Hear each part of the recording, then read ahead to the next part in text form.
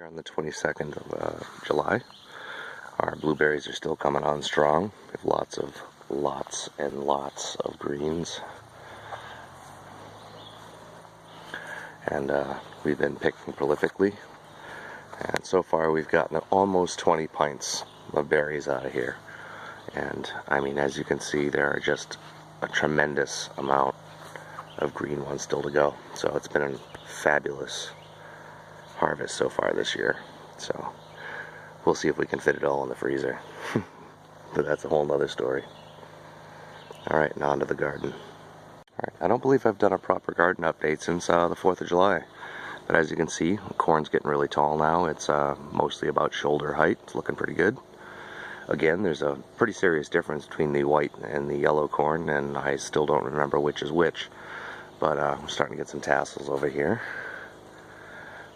So everything's coming great. You can see another tassel starting to open up in the back on that side. Beans, still really stunted. They're finally perking up a little bit. I think we're going to get a late batch. I don't think it's going to be incredibly prolific, but yeah, finally springing to life a little bit. In the back you can see beets and radishes in the back corner. We just pulled all that was left. Beets didn't come out real well, but the radishes were starting to flower, so we had to pull them out. So I'm going to replant that patch with either carrots or radishes for another harvest. These are our melons. Looking really good. Lots of little flowers in there. It's a squash. I don't remember exactly which breed this one is, but I believe it's a summer squash. Alright, here's our carrot patch. My mother-in-law and her friend Terry did a great job. They really helped us out and actually weeded a bunch of this when we were kind of tied up doing other things. And we're starting to get some real signs of life. As you can see, we planted, or my wife actually, planted half of each patch so we could do successive plantings. And now it's time. I'm going to put in the second half of each of these beds to kind of stagger our harvest a little bit. Asparagus is still doing moderate, although there is one new one popping up in the back, so I've gotten one more asparagus than last time I was here. Tomatoes are looking pretty good. They're a little wilty here today, but let's see, we got lots. We got some starting to turn red, and some of these plants in particular are really looking good. I mean, we've got some pretty serious clusters of tomatoes hanging. So, the tomatoes are looking great.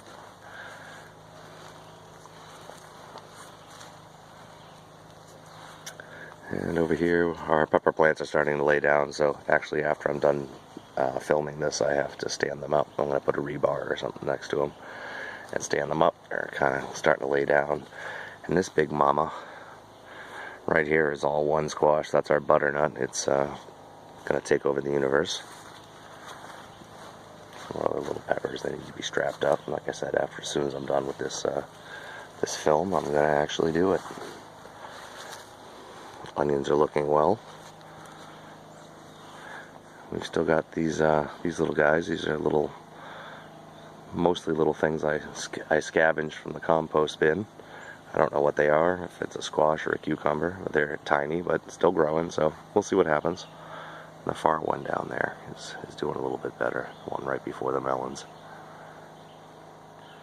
So that's how the garden's looking right now. And look at the difference in the corns from here. And again, I forget which is which. I won't know till it starts making ears which one's the white and which one's the yellow. But whichever one's the tall one might get my pick for next year. I guess it's my lucky day. I was giving up hope on this asparagus over here, but I was coming to check out the newest little guy. Came up about a week ago. But while I was over here weeding, look, got a little guy over here. And another little guy right there. And as Bob Ross would say, happy little trio over here. So, there's some hope for my asparagus garden yet. And I can see the squirrels have been in here. Here's the roots of one of the crowns. So I'm going to actually bury that back in here while I'm in here. And see if maybe that one will even spring to life. Maybe I'll get lucky. Here are my carrots, which I do need to thin, as you can see. But here's a nice piece of purslane. I was always saying you can eat this stuff. And I mean, it's totally good to chow on. Just tastes nice. As you can just tell how the stems feel. They get a little more bitter as they get bigger, and they definitely get woody as you get into these bigger ones like this. Yeah, this one is very, very firm compared to something out here. So yeah, you can eat the leaves, you can eat the stems. Yeah, just had a little myself. And yeah, it's a nice little green. But I'm going to continue weeding the carrots now.